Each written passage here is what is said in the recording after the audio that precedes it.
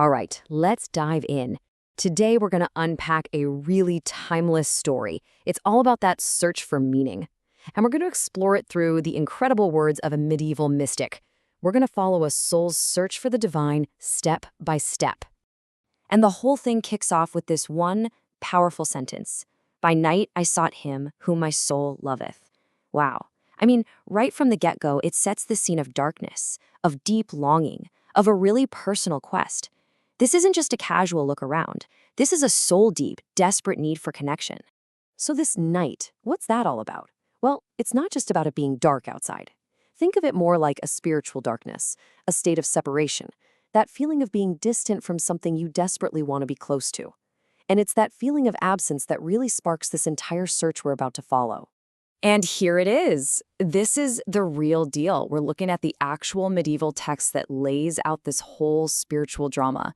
So this isn't some modern take or a new interpretation. This is an authentic map of a soul's quest, straight from the source, from centuries ago. What's really interesting is that the soul isn't just wandering around aimlessly. Nope. The text says it has a plan, a strategy. It systematically explores 4 distinct paths to find what it's looking for. So this gives us a really clear roadmap for the journey we're about to unpack. And here are those 4 stages laid out for us.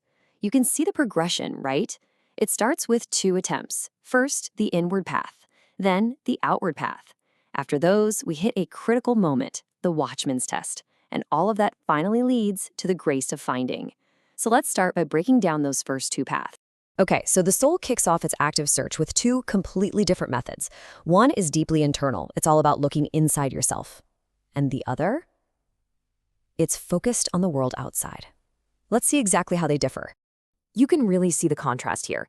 On one side, you have the inward path. The text beautifully calls it seeking on the sacred couch of contemplation. It's an internal, quiet, reflective search. Then, on the other side, you have the outward path. This is about going out into the city, the world, and giving thanks, being grateful for creation. 2 totally different tactics for the exact same goal. But after that first attempt, the inward search, well, the soul hits a wall, a dead end. The text is incredibly blunt about it. I sought him and found him not. So why didn't it work? The mystic explains that because the soul is imprisoned in the flesh, it just can't get there through contemplation alone. Thinking really hard isn't enough. And you guessed it, just like looking inward failed, the text tells us that the second method, the outward search, isn't enough on its own either. So now the soul is 2 for 2 on failed attempts. It's looked in, it's looked out, and it has come up short both times. So, what happens next? Well, right at this moment of failure, something huge happens. The soul has a pivotal encounter. It meets this figure called the Watchman. And believe me, this meeting becomes the turning point for the entire story.